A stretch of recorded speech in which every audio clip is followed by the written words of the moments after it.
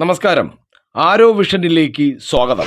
ലോകത്തിന് മുഴുവൻ ആശ്വാസം ലഭിക്കുന്ന, സമാധാനം ലഭിക്കുന്ന ഒരു വാർത്തയാണ് ഇപ്പോൾ പുറത്തു വരുന്നത്. അതായത് 3.5 വർഷമായി തുടർന്നുകൊണ്ടിരിക്കുന്ന റഷ്യ-യുക്രൈൻ യുദ്ധം, റഷ്യയിലും യുക്രൈനും മാത്രമല്ല, ലോകത്ത് സമാധാനം ആഗ്രഹിക്കുന്ന ഏതൊരു വ്യക്തിയുടെയും ഒരു വേദന തന്നെയായിരുന്നു. അപ്പോൾ ഏതായാലും റഷ്യയുമായി സമാധാന കരാറിന് യുക്രൈൻ സമ്മതിച്ചെന്നാണ് ഏറ്റവും പുതിയ റിപ്പോർട്ട്. ഇനി ഏതാനും ചെറിയ കാര്യങ്ങളിൽ മാത്രമേ തീരുമാനമാകാനുള്ളൂവെന്നും US ഉന്നത ഉദ്യോഗസ്ഥനെ ഉദ്ധരിച്ചുകൊണ്ട് CNN ആണ് ഇത് റിപ്പോർട്ട് ചെയ്തിരിക്കുന്നത്. അബുദാബിയിൽ റഷ്യൻ പ്രതിനിധികളുമായി US army secretary Dan Driscoll ചർച്ച നടത്തിയതിന് പിന്നാലെയാണ് സമാധാന കരാറിന് യുക്രൈൻ സമ്മതിച്ചെന്ന വിവരം പുറത്തു വന്നത്. അബുദാബിയിലുള്ള യുക്രൈൻ സംഘവുമായി ഡ്രിസ്കൽ ചർച്ച നടത്തിയിരുന്നു. റഷ്യ യുക്രൈൻ സമാധാന കരാർ സംബന്ധിച്ച ചർച്ചയിൽ വലിയ പുരോഗതി കൈവരിച്ചെന്നും എന്നാൽ ചില കാര്യങ്ങളിൽ കൂടുതൽ ചർച്ച ആവശ്യമാണെന്നും വൈറ്റ് ഹൗസ് വ്യക്തമാക്കി. 3.5 വർഷമായി തുടരുന്ന യുദ്ധം അവസാനിപ്പിക്കാൻ ലക്ഷ്യമിട്ട് US, യുക്രൈൻ, യൂറോപ്പ് എന്നിവിടങ്ങളിൽ നിന്നുള്ള പ്രതിനിധികൾ ഞായറാഴ്ച സ്വിറ്റ്സർലൻഡിലെ ജനീവയിൽ ചർച്ച നടത്തിയിരുന്നു.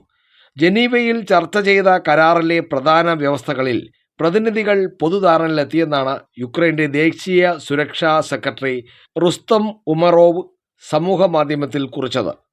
സ്വിറ്റ്സർലൻഡിലെ പ്രാഥമിക ചർച്ചയിൽ സമാധാന പദ്ധതിയിലെ പിഴവുകൾ തിരുത്തിയതായും മൊത്തത്തിൽ പ്രതീക്ഷയുണ്ടെന്നും യുക്രൈൻ പ്രസിഡന്റ് വ്ളോഡിമർ സെലൻസ്കി പറഞ്ഞിരുന്നു.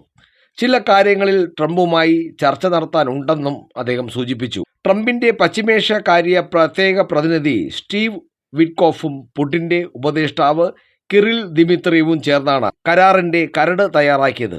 തുടർന്ന് യുക്രൈൻ പ്രതിനിധികളുമായി നടത്തിയ ചർച്ചയിൽ ഏതാനും വ്യവസ്ഥകളിൽ ഭേദഗതി വരുത്തുമെന്നാണ് വിവരം.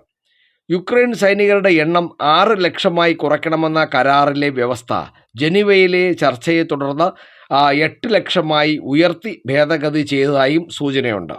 കരാറിലെ പ്രധാന വ്യവസ്ഥകൾ എന്ന് പറയുന്നത് യുക്രൈൻ നാറ്റോയിൽ ചേരാൻ പാടില്ല, യുക്രൈൻ സൈനികരുടെ എണ്ണം 6 ലക്ഷമായി കുറയ്ക്കണം, യുദ്ധത്തിൽ പിടിച്ചെടുത്ത ക്രൈമിയ, ലുഹാൻസ്ക്, ഡോണറ്റ്സ്ക് എന്നീ പ്രവിശ്യകൾ റഷ്യയ്ക്ക് വിട്ടുകൊടുക്കണം, ഹെഴ്സൺ, സപ്പോറീഷ്യ എന്നിവിടങ്ങൾ ഭാഗികമായും റഷ്യ കയ്യിൽ വയ്ക്കും, സാപ്പോറീഷ്യ ആണവ നിലയത്തിൽ നിന്നുള്ള വൈദ്യുതിയുടെ പകുതി റഷ്യയ്ക്ക് കൊടുക്കണം എന്നിവയാണ് ഈ കരാറിലെ ചില പ്രധാന വ്യവസ്ഥകൾ എന്ന് പറയുന്നത്. ഒന്ന് ആലോചിച്ച് നോക്കിക്കോളൂ. ഈ വെറുതെ കിടന്ന നമ്മുടെ വ്ളാഡിമർ സെലൻസ്കി റഷ്യയുമായി യുദ്ധത്തിന് പോയി. ഒരുപക്ഷേ അമേരിക്കയുടെ ഒരു ശക്തമായ പിന്തുണ ഇല്ലെങ്കിൽ വ്ളാഡിമർ സെലൻസ്കി യുക്രൈൻ ഒരു റഷ്യയുമായി യുദ്ധത്തിന് ഇറങ്ങുമോ എന്ന് പോലും സംശയിക്കുകയാണ് ലോകത്തിൻ്റെ പല രാജ്യങ്ങളും പല രാഷ്ട്രതന്ത്രജ്ഞരും. ഒരുപക്ഷെ ഇല്ല എന്ന് തന്നെയായിരിക്കും എൻ്റെ ഉത്തരം. കാരണം അമേരിക്കയുടെ ആയുധവും പണവും ഒക്കെ നൽകിയുള്ള പരിപൂർണ സപ്പോർട്ട് കൊണ്ടാണ് സെലൻസ്കി ഈ യുദ്ധത്തിന് ഇറങ്ങിത്തിരിച്ചത്. എന്നിട്ട് അമേരിക്കയുടെ ട്രംപ് വിളിച്ച് നമുക്കറിയാമല്ലോ ഒരു ചർച്ച നടത്തിയിരുന്നു. ആ ചർച്ചയിൽ ഇപ്പോൾ തീരുമാനമാക്കി തരാം എന്ന് പറഞ്ഞ് വിളിച്ച് ചർച്ച നടത്തിയെങ്കിലും അതിനുശേഷം ട്രംപ് പറഞ്ഞ കരാർ പ്രകാരം യുക്രൈന് വളരെ നഷ്ടം വരുന്ന രീതിയിലാണ് ട്രംപ് സംസാരിച്ചത്. കാരണം റഷ്യ പിടിച്ചെടുത്തതെല്ലാം അവർ വയ്ക്കട്ടെ, നിങ്ങൾ യുദ്ധം മതിയാക്കി തിരിച്ചു വയ്ക്കുള്ളൂ എന്ന രീതിയിലാണ് സംസാരിച്ചിരിക്കുന്നത്. ഇപ്പോൾ ഈ കരാറിലൂടെ വന്നിരിക്കുന്നതും ഇതൊക്കെ തന്നെയാണ്. ഇനിയിപ്പോൾ എത്ര നാൾ, കുറച്ച് കൂടുതൽ നാൾ ഈ യുദ്ധം നീണ്ടുപോയാൽ, ഇതിപ്പോൾ നമ്മുടെ വ്ളാഡിമർ സെലൻസ്കി ഈ യുദ്ധം നിർത്താൻ സമ്മതിച്ചില്ല, ഈ കരാർ പറ്റില്ല എന്നാണ് പറയുന്നതെങ്കിൽ എന്തായിരിക്കും സംഭവിക്കുന്നത്? യുദ്ധം വീണ്ടും നീണ്ടുപോകും. നീണ്ടുപോയാൽ ഉള്ള അവസ്ഥ ഇപ്പോൾ തന്നെ യുക്രൈൻ്റെ ക്രൈമിയ, ലുഹാൻസ്ക്, ഡോണറ്റ്സ്ക് എന്നീ പ്രവിശ്യകൾ റഷ്യ എന്താണ് പൂർണ്ണമായും പിടിച്ചെടുത്തിട്ടുണ്ട്. ഹെഴ്സൺ, സാപ്പോറീഷ്യ എന്നിവിടങ്ങളിലെ ഭാഗികമായി കുറേയേറെ ഭാഗങ്ങൾ റഷ്യ കൈവശപ്പെടുത്തുകയും ചെയ്തു. ഈ സാപ്പോറീഷ്യയിലാണ് ഈ ആണവ നിലയമുള്ളത്. അതിൽ നിന്നുള്ള വൈദ്യുതി പകുതി റഷ്യക്ക് കൊടുക്കണമെന്നാണ് ഇപ്പോൾ അവകാശപ്പെടുന്നത്. അപ്പോൾ ഇത് ഇനിയിപ്പോൾ യുദ്ധം നിർത്തിയില്ലെങ്കിൽ ഈ ഹെഴ്സൺ, സാപ്പോറീഷ്യ എന്നിവിടങ്ങൾ ഭാഗികമല്ല, അത് മൊത്തം പിടിച്ചെടുക്കും. ഇനിയും ഉള്ള സ്ഥലങ്ങൾ കുറേയേറെ റഷ്യ കൈവശപ്പെടുത്തും.